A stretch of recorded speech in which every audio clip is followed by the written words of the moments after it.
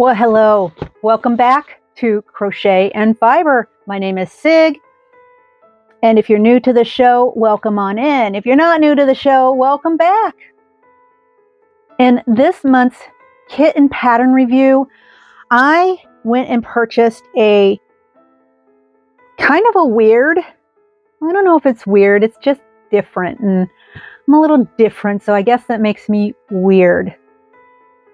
So maybe this is right up my alley, or at least I should know somebody who's really going to appreciate this if it works out okay.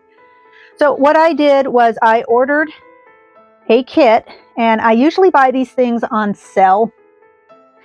And this kit was no different. I purchased it on Amazon. I want to say for $7 or $8. Anyways, these things come up for sale every now and again. And this kit came in a box. It's clearly made in China. Sometimes you have different distributors selling it. Now this one's a little different. This one is a crocheted light up flowery mirror. Yeah, so I don't know. I'm gonna give it a whirl and see what I think. Now if you come with me and we shoot right on over, we'll go ahead and take a look at what comes in this box, because really I have no idea, and I'm purchased it mostly because I was curious, and secondly because it was super cheap. So we'll see what super cheap is.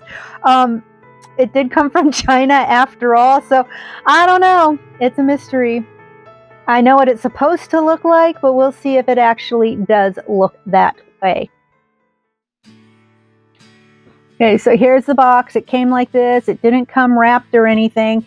And you know how typically you get these boxes and they're all kind of generic, so it's hard to tell if what you got is what you ordered. So let me move this in here.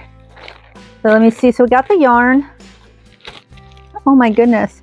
Look at the little itty bitty yarn skein they gave me. Holy cow. Look at that little thing. It's like the size of my pinky.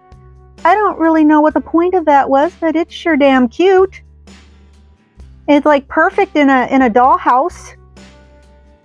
Okay, let me set that aside. Let me put cuteness aside for a minute. And then this is what we got for yarn.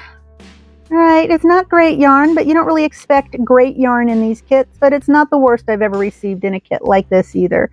So it's just your basic value acrylic yarn.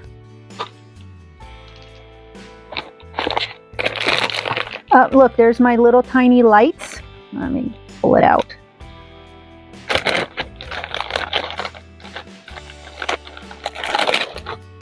Yeah, my little itty bitty lights. I don't know, can you see that? There you go. That should be a better view.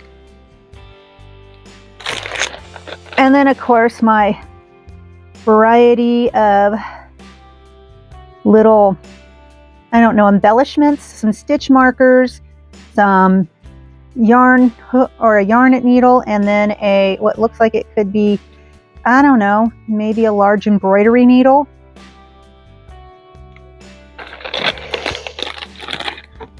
So it looks like I've gotten some floral wire, a glue stick.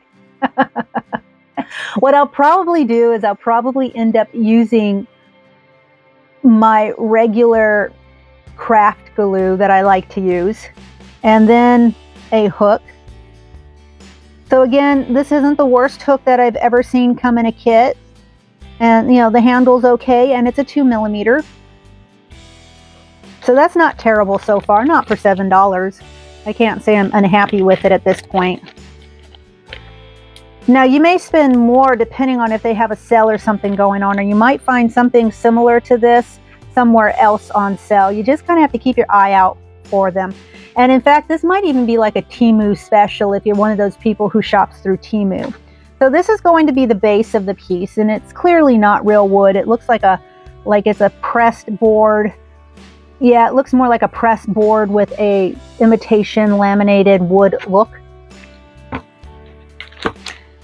And then the instruction booklets, we'll look at that in a moment.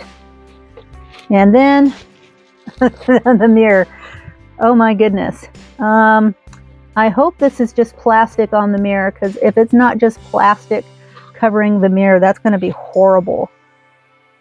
Here, give me a minute to take a look to see what we got going on. Oh, yep, there's plastic on that mirror. A little covering. All right. Now, I'm a little not feeling great about the fact that there's not really a nice protective board behind the mirror, but you know, this doesn't even feel like real glass, so I don't even know if it's something we need to be concerned about. I think it's just like a clear plastic piece with a reflective material behind it to give it that glass appearance, but it feels very plastic to me. Okay, and then as is typical in these kits, the first little booklet just basically tells me how to crochet. So if you're thinking about buying something like this for like a super newbie beginner, or somebody who's never crocheted but wants to try, this might be a good option. Although in all honesty, I don't know that this book's going to be a great teacher. I mean, it might be okay to refresh your memory or to give cues or reminders to someone who's already learned the basics but isn't very skilled yet. And I know that they give you a QR code so that you can actually see how the stitch is done, but I'm particularly dubious of companies I'm not that familiar with. So for example, I would have a hard time purchasing this off of Temu. Well, I have purchased things off of Temu, but I don't download the app for Temu, so that's the difference. And the last time I tried to purchase something from Temu, they wouldn't let me purchase it without downloading the app. So you see how this works? So I can live without Temu. Temu is not my go-to. It's not who I'd prefer to shop from, but sometimes I would purchase from them just to see what it was that they had, or to see if it compared, or to have it as an option for content for my videos. Otherwise, for me personally, I much prefer to shop from independent dyers. I'm currently learning about the different US-based spinners and yarn producers, and I'm looking to start maybe getting some yarn from them to start experiencing what they have to offer a little more. So yeah, I try to support more locally made items and more homegrown items. And the last couple of years, I've just gotten so caught up in getting everything off of Amazon that mostly everything I get anymore is practically from China. And I'm really trying to bring it back to purchasing and supporting the people here in my home country, or independent artists from around the world.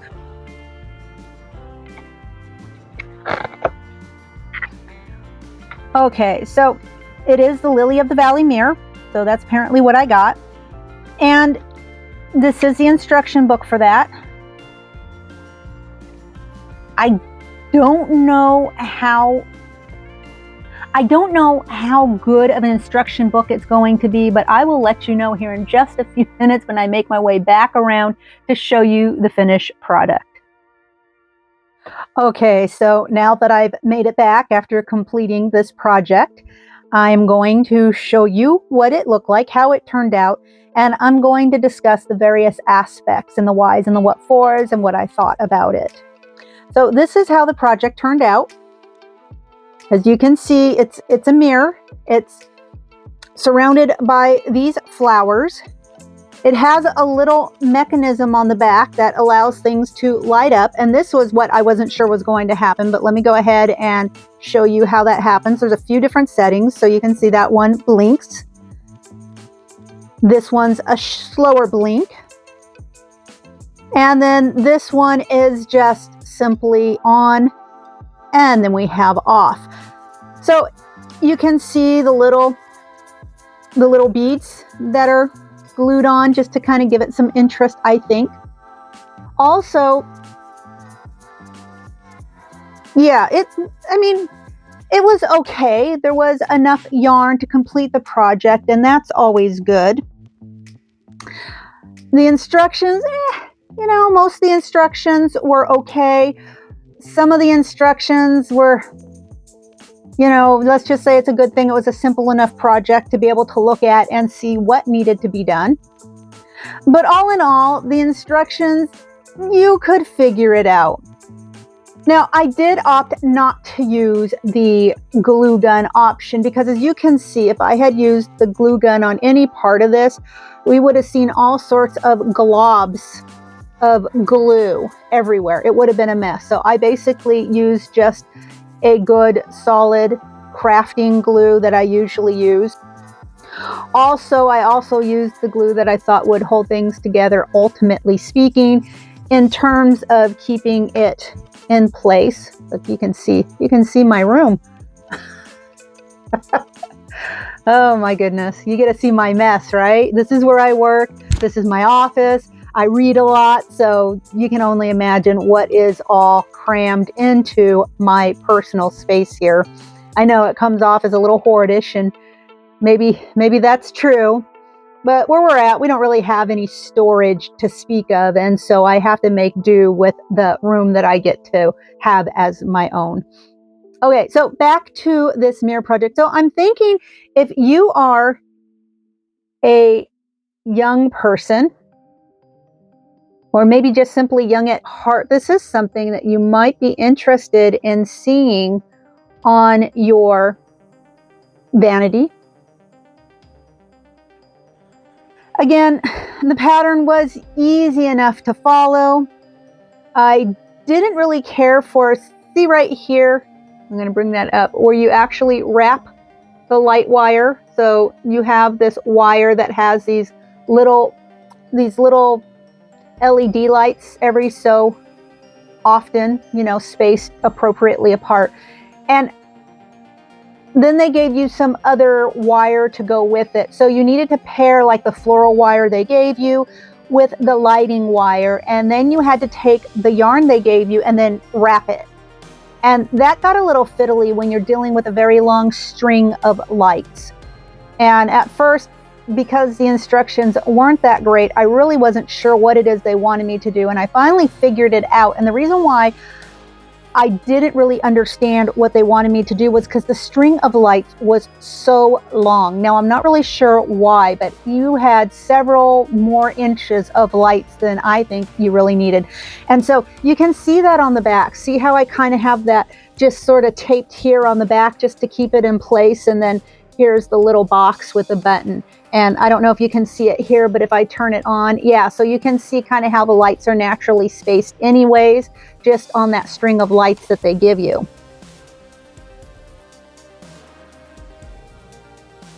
But, you know, it was okay. I think a young kid who's new to this and likes a challenge will probably do okay. If it's somebody who struggles a little bit, maybe a little more of a challenge really isn't what you want to give them when learning how to crochet. This is really a kit you probably want to bypass. But if you're making it and you want something kind of unique and kind of fun, sort of in a fairy-esque kind of a way, this could be a winner. This could be a great piece for a young lady, or there again, somebody who's young at heart. All in all, depending on what you're using it for, is it a little weird? Yeah, a little weird. Is it really unique? Yeah, I'd say it's pretty unique. Was it worth the $7 I spent on it? Sure, I'm not unhappy at all. I think there's real value in this piece for what I spent on it. Would I feel the same way if I spent between the $20 and $30 that it goes for regularly? No, I would not have been happy to have spent $20 to $30 on this piece. So that's really what I've got for you today. I'd like to thank you for joining me for this unboxing, reveal, and review. And as usual, another great visit with you, another wonderful day, and I look forward to seeing you next week. Bye-bye now. Have a great weekend.